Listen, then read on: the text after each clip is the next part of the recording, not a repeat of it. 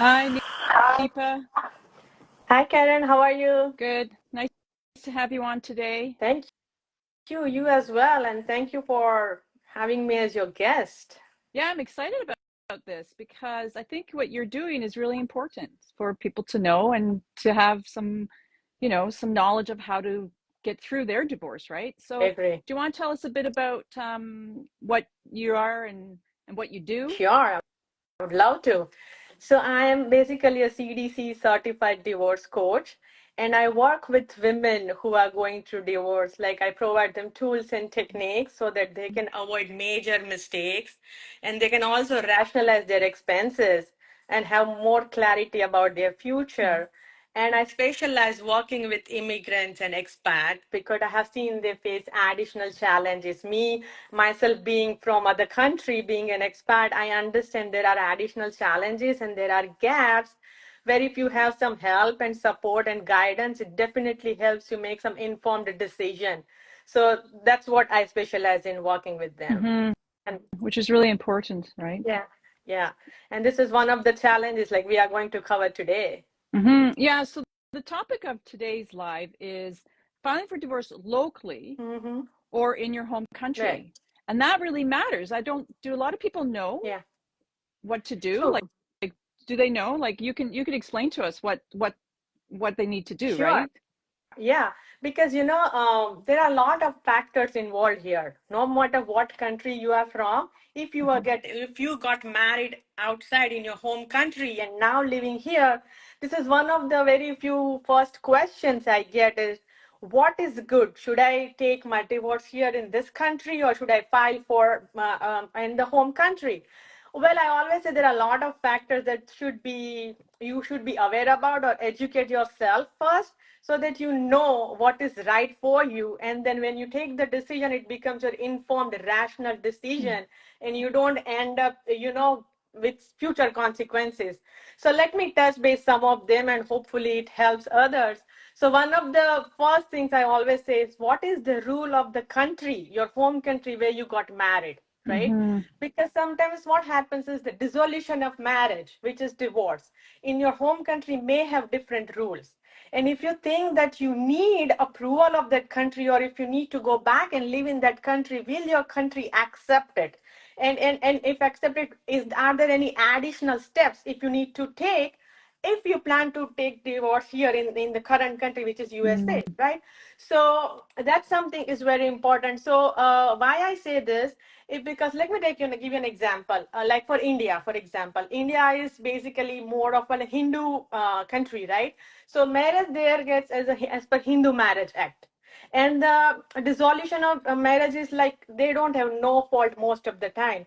So if you get divorced here based on no fault, right? And if you go there, sometimes what happens is some government agencies may also question it. And it's not always, but it we have seen this from a lot of other Hmm. lawyers that they have seen this. And one of the important thing is your spouse. For example, you are planning to take divorce here, but your spouse is not ready. You can still take divorce because no fault. You follow the rules of that state and then you get the divorce. Now your spouse may go back to the country and say, "Hey, I contested. I don't accept my divorce." And then when I'm giving an example of India, in the India, the India court may not accept it. So you may get it. I'm not saying it Oh. always happens, but if it is if it converts into contested divorce, not about the Hmm. property settlement, no, I'm talking about pure divorce. It may, put you into some consequences later on. So knowing this is very important. And this leads me to the second point: is what about your spouse, right? Hmm. Because divorce is like from both the parties, and we always try to make it as amicable as possible. So in this situation, when I was giving the first example, right, okay, my spouse is not ready, and then you still to take divorce in this country. So that is a consent, I mean contest, right? And sometimes what happens is that may lead to, if you don't check with your spouse, you just file for it, and then spouse comes up that, hey, I don't accept it. So Mm-hmm. rather, I always recommend check with your spouse. Even if there is this conflict from your spouse or you are not in a good terms, but knowing the mind, reading your spouse mind is important because it may help you avoid lot of actions later on, you know. Mm-hmm. So Mm-hmm. that's important. And reverse also, like what if you want to file in your home country and your spouse is here, currently, Mm-hmm. right? Mm-hmm. And you file there, the court may need, whatever country you are, that country court may need that, okay, your spouse has to visit for, say, for appearance or something, and your spouse doesn't remain present. Does it help you? Or Mm-hmm. sometimes courts say, okay, we don't want him, we can just give you the divorce, your home country. But then divorce, there are a lot of things like they award you spousal support, they may award you child support, right? But your spouse is in US, for example. Mm-hmm. So even if your home country has give you something in your divorce, is it executable in USA, because the jurisdiction is Yeah. different, right? So Mm-hmm. when it is your Mm-hmm. jurisdiction, when you're taking divorce there, and if you can't get it executed in USA based on the jurisdiction restrictions, what's the point? So Yeah. these are important points that we need to actually analyze and see what works best for me, you know. So It, and then, yeah, sorry, go ahead. can I just ask you a question? So that could lead to being very costly, Yes. right? Like if you're having to do this and then go to the home country and do that. So that I was thinking, divorce is expensive enough. You're also adding on, like, having to go home, Yes. which is expensive. Yes. And I mean, most of us have family and stuff, but going home, dealing with all that there, having to get maybe another lawyer involved or a legal representative, right? So um, we have to also be mindful of that, which is actually good that we're talking about this so they can actually at least start educating themselves Exactly. That's of the all the purpose. practicalities of it all. True. True. And that, based on your question, my answer is leading me to the third important point is sometimes you need to analyze what is best for you, you know. Say, for Mm-hmm. example, in some of the countries are okay, you take divorce in other country, right? So Mm-hmm. US gives you divorce for sure, or your home country also is okay with it. But then what is best for you? What is in the best interest of you and your future and your kids? Like, for example, in US, you more in most of the states, I would say, you have property distribution, this more or less leads to 50-50. It's not like always, but more or less 50-50. Mm-hmm. Child custody, if everything goes well, it's most of the time 50-50, right? So but maybe in other country you may not have those rules. Mm-hmm. There you may there may be a rule that, okay, the child will go with the mother until certain age, for example. That's the rule of, that's a home country, right? But here it is 50-50, for example. So what is good for you, right? Mm-hmm. Then take a decision. And as you mentioned, the cost, Mm-hmm. what is more costly eventually, being in this country and proceed in your Yeah. home country? That's Mm-hmm. another thing you need to know. Same with spousal support.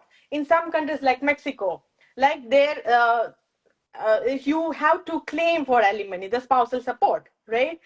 Mm-hmm. So based on all your situation and all, in India also you have to just put an amount that this is what I'm demanding and why. So is it something you want to do, or is something you want to be here and see how what is, if you're getting spousal support here, what is helping you more? So depending on these different other aspects also, and that lead to even property distribution, right? Mm-hmm. So in Mexico, I think the property distribution, for example, the house is 50-50 if it's a marital home. In India, there is no such provision. Oh, Mostly it goes to the husband, right? yeah. Even if your name is there, then you have to fight for it. There is no rule of divorce that, okay, it's 50-50, right? So Mm-hmm. that's another thing you need to know. Okay, what is in my benefit, what works Yeah. for me and for my future, you know. So that is called, we always person informed decision, where you know Mm-hmm. everything, and then you are taking, okay, this is something can work out, and I think I can have a capacity to make it work out, you know. So Yeah, it was interesting you said that because I was just talking to another client and I was just saying, what's in the best interest of you, yeah, right? yeah, It's true. inform yourself about what's in the best interest of you. Exactly. So, in your experience, how many um, go back to their home country, the expats or immigrants go back to their home country to get the divorce, and how many stay where they are in their country now?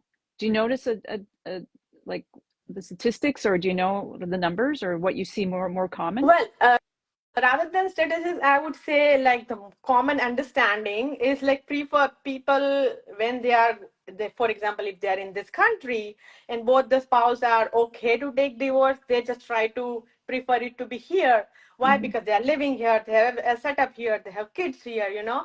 So they prefer it to be here because I have seen half of the time they are not even aware that, oh, and do I need to check the rule of my home country? Can it go against me, you know? So you always think, okay, I'm here, I know US can give me divorce based on US rules, I'll just file for it, you know. Mm-hmm. But when you actually get into some conflict, then you realize that, oh, so that awareness, when I was talking to some of the attorneys who are international attorneys, lawyers, Mm-hmm. they also say the same thing, that they have to educate their clients that what is good, because half of the time, you, even when I got divorced, honestly speaking, I was not aware about these rules, you know. So you Mm-hmm. just go and file for it because you just want to get out of it, you know.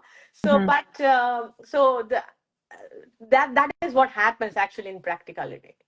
Mm-hmm. Yeah, we'll have to bring that up another time. That's a good other Yeah, topic, right? Like, yeah, is there any other points you have sure. before I Yeah, see if anybody would like to ask you yeah. questions or so? Yeah, a couple of I would still add couple of things here is something you need to check where you really want to be after Mm-hmm. divorce, because Yeah. sometimes you are like, okay, now I don't want to be here. Why? Because I can go back to my home country and restart my life. And then again, what makes sense to you? Being here and proceeding your divorce here, or you want to go back and just starting their process if your spouse is cooperative and you want to start the process there and make it easy. Because why I'm saying make it easy, another thing why people go back, because they have more support system back at home, right? Mm-hmm. So Mm-hmm. that's a My very favorite important. topic. Yeah, very important. Yeah. And that's another topic we Yeah. can discuss in our series going forward, that okay, what is my support system financially? It's very important because we all know the divorce cost is expensive no matter where you Mm-hmm. are, right? Oh, okay. So that is one thing. Financial support, psychological and mental support, as well as comfort with your lawyer, because your language, your culture also makes a huge difference, right? I always get a question. I want, say, for example, somebody coming from Mexico, and then, oh, I need a Spanish lawyer, or I need an Indian lawyer. So it's in your mindset that that comfort you always find. So Mm-hmm. that's why I say, where you want to live going forward in your future, check back from your future, or where you feel comfortable in your support system, and then you check what is the right thing for you to do to consider your divorce, and at the same time your visa status, which again we will cover in upcoming Mm-hmm. series. But visa status is sometimes, okay, you're on a dependent spouse visa, right? And then once you are divorced, you are no more a spouse, so your visa status may no remain, like no longer there if you are Right. dependent. So can you stay back? And for that, there are additional actions, of course, we'll cover later on. But that is also, I would say, just you need to analyze that. You know, is it worth spending money, fighting for here, and doing everything if you are not, your visa is not going to support you. Yeah. You know, Yeah. so these are like really important aspects, and I always work with my clients on all of these to make them help. And they, once they are clear, they themselves can make a right decision. You know, then they don't even need me because now they are clear. So, so these are Yeah. one of some of the topics that I would like to touch. But of course, there are There's multiple others. But so yes, many. yeah, Yeah, we'll have to. I'm so glad we connected though, because I think it's so vital that people know. Because for me myself, like even Canada being my home country, I still didn't know how to get through a yeah, divorce. And so with what you're bringing, it's like an extra extra things they have to navigate. yes, And divorce is scary enough, right? It's a lot of uncertainty and fear as it is. So being more prepared and more aware is yeah. really important. So um, I just want to know if anybody has any questions. Otherwise, if you do, just put it in the comment and we'll see. Otherwise, we'll be back with another great topic about the challenges and of immigrants and expats in divorce, because I think, as we said, there's a lot to learn, Yeah. right? Yeah.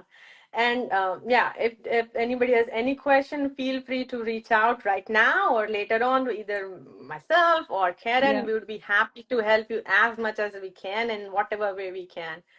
Yeah, So so I'm Karen. I'm from divorceworkshop.ca. And Neepa, you want to say where you're from and if they want sure. to get in touch? Sure. So I work in the name of Holistic Divorce Journey, and you can find me on my website, which is holisticdivorcejourney.com, or you can send me an email from there. I'm available on Facebook and Instagram as well with the same name. So I'm easily accessible to you, and Yeah. you can do that. So you can ask the question, and before wrapping up, I would just touch base one more point, which is the child. If you're a citizen child, that's another thing that you may need to. Uh, If the citizen of USA, and if you go back with your kid, you do that? That's of course a separate topic we will cover. But even for deciding where to file, this is one of the aspects should be in your list. To before deciding.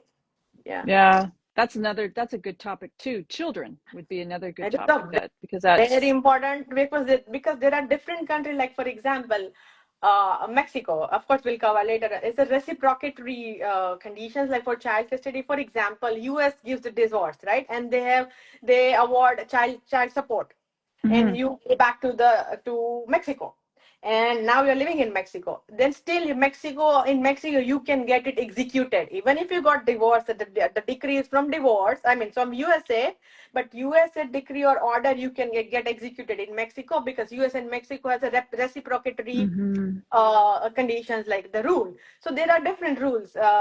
In India, it is not there. India, it may fall under Hawk Convention. Of course, we'll talk it. So mhm. this is something you need to keep in mind. That's what I just wanted to touch base. Yeah.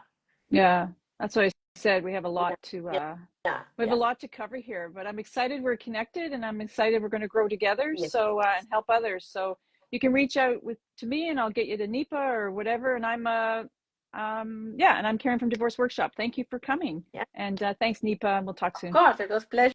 Thank you so much, Karen. Okay. And thank you everybody for joining. Bye. Take care. Yeah, bye-bye. Bye.